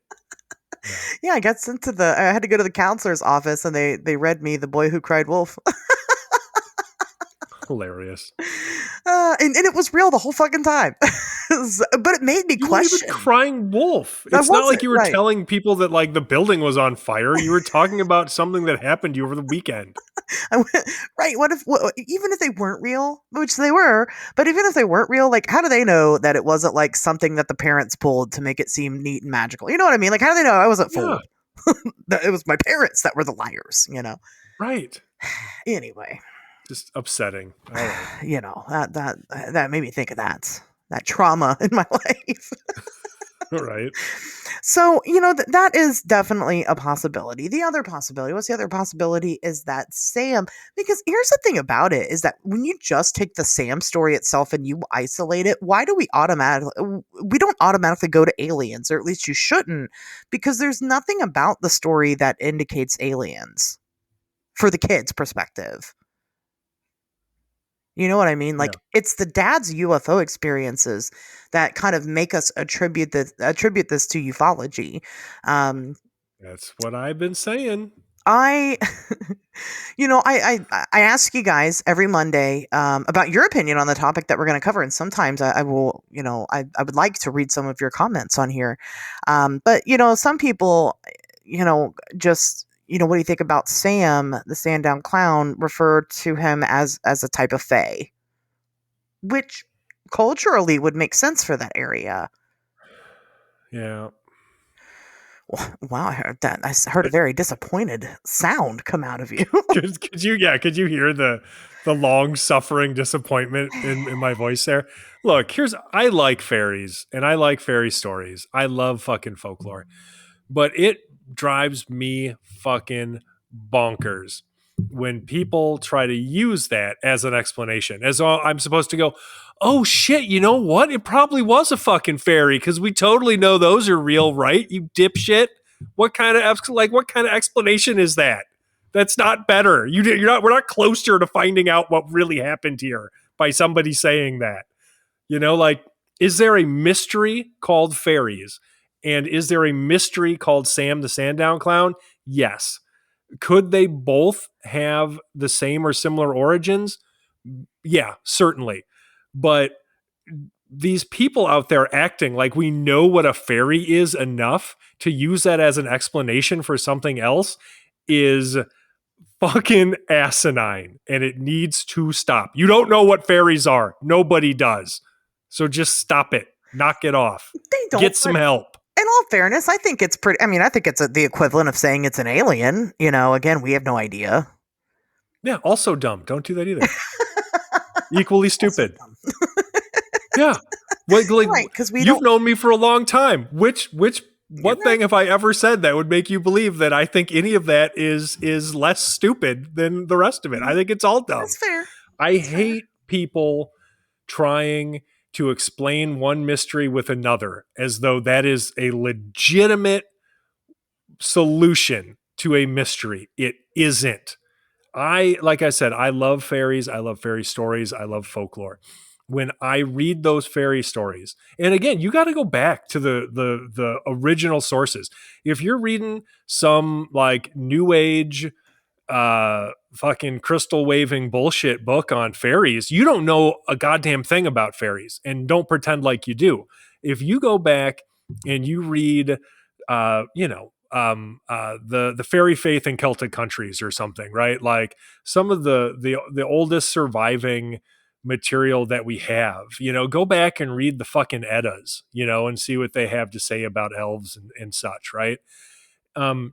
If you're interacting with that, like, yeah, you'll see similarities between the behavior of fairies and a lot of paranormal phenomena that is reported today. But that doesn't mean that this is fairies any more than seeing similarities between angels and UFOs means that UFOs are fucking angels. You know what I mean? Like if you go back and read the Bible, a lot of those biblical texts, you'll see similarities between the biblical descriptions of certain angels and certain modern day paranormal phenomena. But that doesn't mean that, like I said, it doesn't mean UFOs are fucking angels. Now, would I believe that there is, again, like a common source, like some similarity that speaks to a common origin? Yeah, sure, maybe, totally. That's an interesting avenue for us to pursue. But it's so intellectually lazy to just be like, oh yeah, dude, like weird thing took kids into a shack and offered them food. That's a fairy. We nailed it. Mystery fucking solved. Case closed. Ugh. Anyway. I hate, as you can tell, I hate it, and I get very frustrated by that kind of thinking. So we are. I would love to see UFOs fucking angels. I mean, you mentioned it. Now That's I true. can't stop thinking about it. with their big metallic penises, I guess. Do UFOs have sure, penises? I guess. Maybe they do now. They can have anything we want. It's like the ones we're picturing aren't real. I don't think anybody is pretending to have the answers as to what this is as objective fact. And let's be real here. Belief is a choice. That's exactly what it means to believe in something. It's something that you choose to do.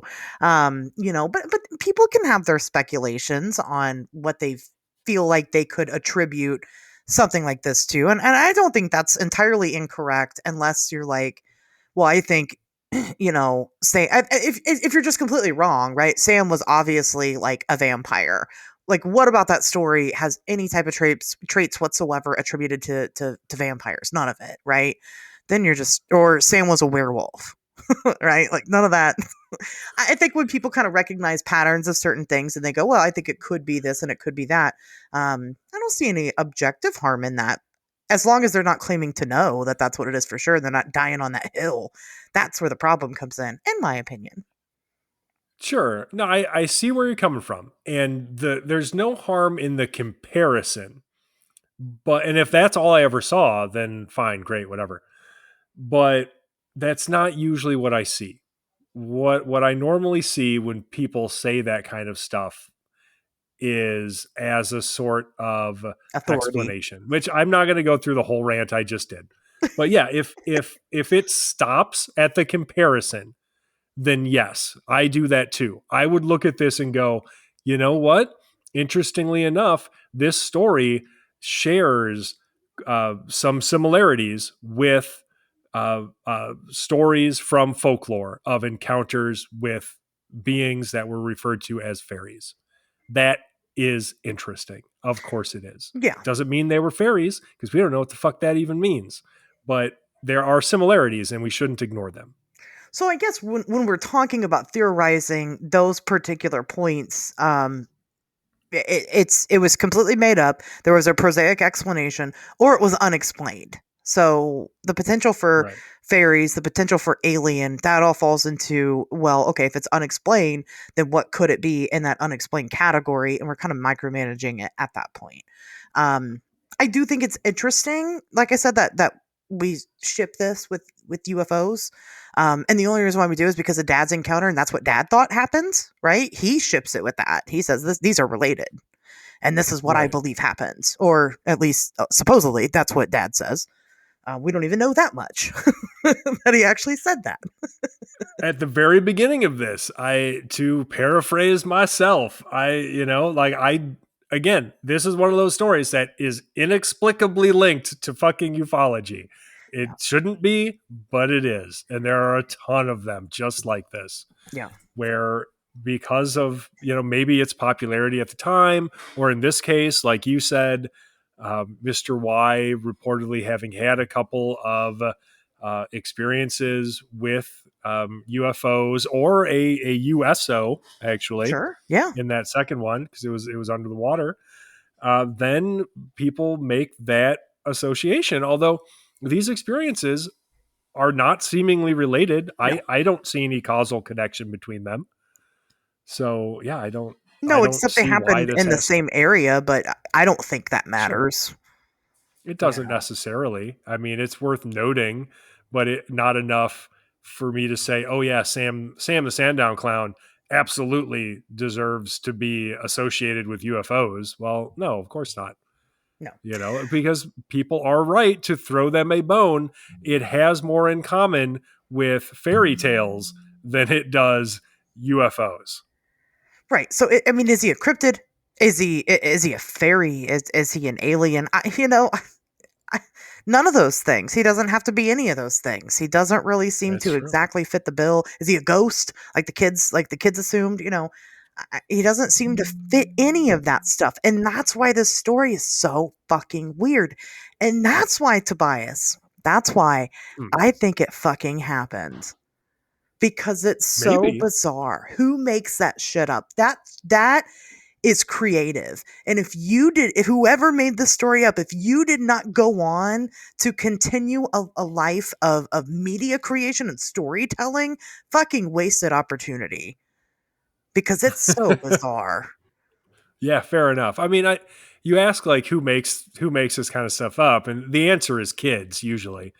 Yeah, people that make But they shit would up have to be usually. like, That's well, who make up stuff like this. Yeah, like this sounds like something. It's not out of the realm of possibility to me that a kid, like a creative kid, like a smart kid, could have made this story up. I'm not saying that happened because, like, honestly, I think we all know where I land when it comes to belief. I don't bother with yeah. fucking belief. You choose Things not to either, partake, right? yeah, like things either exist or they don't. And whether or not I believe in them has no bearing on that. And so it's just not useful to me. So like I prefer to entertain possibilities. And so yeah, like one of the possibilities I would be willing to entertain is that a very creative, intelligent child had a fun afternoon playing in the woods with her friend and they made up this fucking story. Fine, great, whatever. Not saying that's what happened, but I'd be willing to entertain that. I'd also be willing to entertain that they had some kind of bizarre, unexplained experience, that they encountered some sort of entity or intelligence that plucked imagery out of their childlike subconsciousnesses and used that to provide a medium through which it could communicate with them. Like, I would be willing to entertain that too. So don't come at me, everybody who's sick of me being, an intellectual bummer all the time, because like I'll entertain the weird stuff too. You got to let me get there, because we gotta be a little bit of a bummer, but then we can be really fun after that. I promise. Tobias needs a little intellectual foreplay first. That's right. Gotta get him warmed up. It's true. I again, belief is a choice. It is. You either choose to believe it or you don't. I choose to believe this one, and that's me. And my reasoning is because it's so fucking bizarre. Why would you make that shit up? Because I like it. That's why. Because I like it, right? I think it's fun. I love everything about the whole story. I think it's fucking fantastic. I think that Dad having his own UFO encounters is great. Like I said, I don't know why this hasn't been made into a movie. It should be. This is wonderful. He's like a cross between like a clown and a scarecrow, and I love that. And a magician. Cartoon is, I think, the best descriptor for it. When you said he's like a cartoon character, yes. And that just, yeah. I would rather live in a world where cartoons are real, Sure. Well, I don't know. I've seen Who Framed Roger Rabbit. That shit gets fucking dark fast. That's but like, true. I mean, honestly, I could see this being turned into like a children's cartoon, like that, rather than like a movie, like a serious movie. Yeah.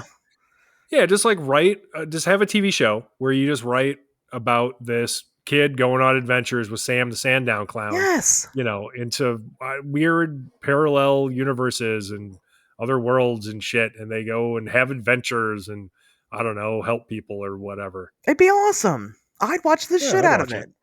Sure.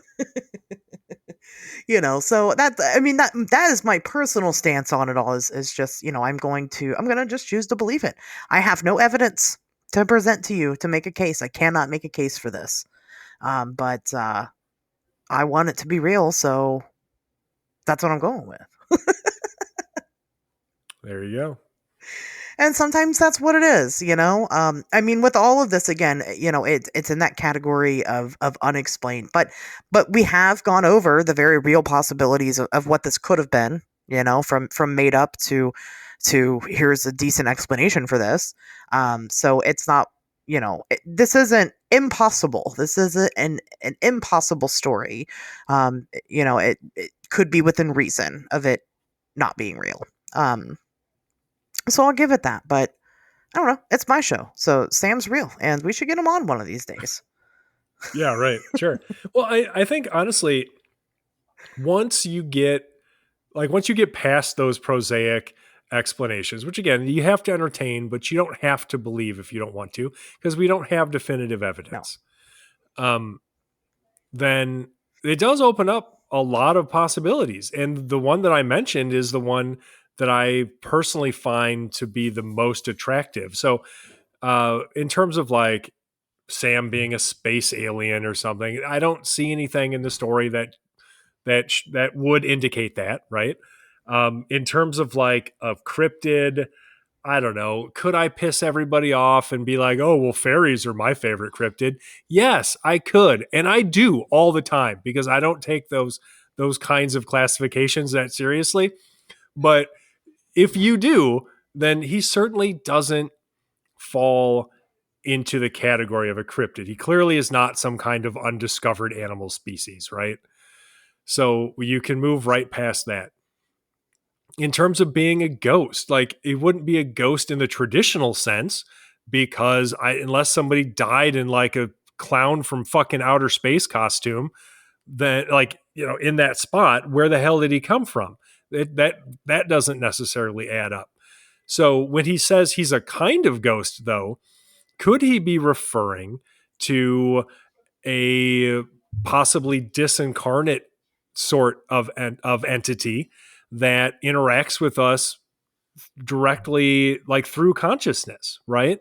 So could he be a ghost-like entity? So sort of similar to like the ultra-terrestrial hypothesis, right? So is the reason that he's so weird looking because his appearance is simply the amalgamation of various elements that he has plucked out of the subconsciousnesses of these kids to form some kind of usable sort of interface for him to communicate with them, right? So like that's not his objective appearance. That's how the kids see him, because when he's interacting with them sort of directly through that medium of consciousness, which is why the workers can't see him at all because he's not interacting with them, then, he has to form either he has to form his appearance or his appearance is formed by the expectations of the observers, in this case, the kids. And maybe that then is constructed out of their own expectations based off of shit they've seen and elements of their own subconscious. So they've seen a lot of cartoons, they've seen clowns, they don't want to be, this isn't supposed to be a scary experience. And so they kind of put together this image of this weird clown being or whatever. Yeah, it is. I mean, I agree with that with a lot of cases of things that people experience. I mean, that's like my overall theory about a lot of this stuff is that, you see what your brain is able to perceive, but it is going to appear strange so that you're aware because for whatever reason, it wants you to know that you've seen it. It wants you to know that you had this strange experience. And maybe I'm putting a little too much, faith into the phenomena to think that it cares about us at all. But I just I think it's a gravely personal thing, and I think it's supposed to be, and I think it always was, and it always is, and it always will be, on purpose. Why he wanted to see the kids that day, I have no idea. We don't know anything about them and what they grew up into or to be or how it changed their lives, if at all. We really don't know. And those parts of the story are what, unfortunately, for me, with stuff like this, gets lost to time, and I hate that. Yeah. I lose sleep at nights because I can't talk to Faye and Nate and figure out what the fuck happened that day and what the fuck happened later. But that's me. Again, that's just kind of what I picked up when I decided to get into this and researching it. But I agree with you. I don't see. I mean, this. Again, we kind of went over like the big important part that Sam mentions where he's not a ghost, but he kind of is, but he's not really.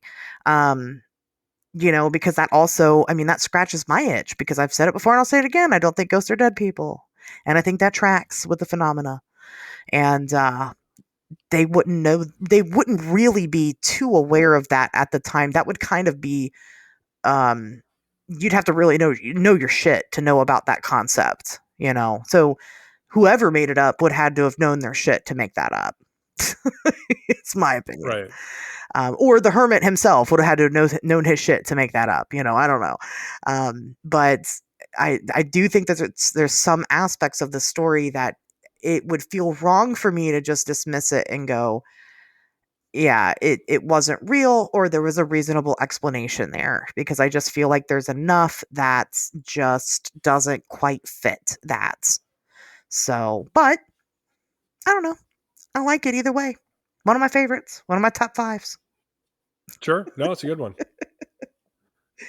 Tobias, do you have any closing remarks on Sam or anything about that time period? This is the second time we're doing this episode, here on the show. And I kind of wanted to try to go over, like, maybe what was going on in Sandown, in the Isle of Wight at that time, if anything. But I really didn't get the chance to.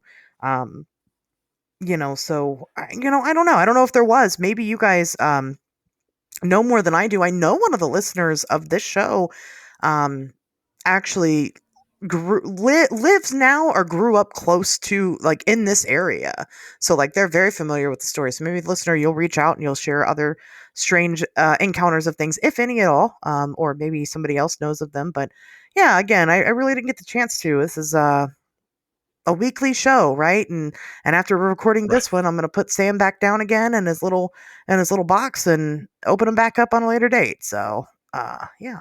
Well, I would love to hear from anybody who lives nearby and get their particular perspective. Basically, all I know about this area is that it's a lovely tourist spot, and that explains why they were there. We already kind of knew that. And I don't know of anything else that was happening in that area at the time, other than the events that we already know of. So Mr. Y's other UFO sightings and things. In terms of like my own final thoughts, this is one of those where, again, like, if there was one thing that I could have people take away from this, again, it's that you have to leave space for speculation when it comes to this stuff. You can't zero in on one explanation without evidence. And we don't have any definitive evidence. So everything from the most skeptical debunking to the most credulous belief in this story is just a choice being made without evidence. And I wish people did a lot less of that than we normally see. So I think this is one where it's okay to just say, I don't know. That's what I'm going to do. And I think that people should make their peace with that. And I think it's a perfectly fine position to take after a story like this. I don't know what happened. I'm willing to entertain a variety of explanations. And I think that there are some compelling reasons for each. And at the end of the day, I just don't fucking know. And neither does anybody else. So, it's a cool story. And I'm glad it exists. That's it. I would fucking party hard with Sam. Like, I would too. That guy fucking parties. He's got a built-in microphone. If he's a crazed hermit, yeah, he's probably all fucking tripping balls on berries all day. All right, I want some of them damn berries. Give me some of them. All right, let's check that out. Are there even berries in that area? Local people tell us. I have no idea. Right, we don't know. We're not there. We can't get there. We're in America. Okay, it's we're missing. All I know are American berries. Right. And they're red, white, and blue.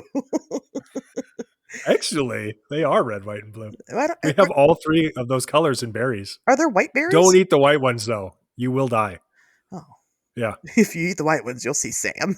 Oh no, they're super poisonous. I'm not even kidding. We have them. We have some here in Wisconsin. Yeah. Will Okay, die. yeah. There are white. Yes, deadly white berries, and you will die. Yes. I was like, what edible white berries are there? Oh, not edible. No, not edible. Highly poisonous. Anyway, well, I think that just about does it for this episode, you guys. We'll see you back here next Wednesday.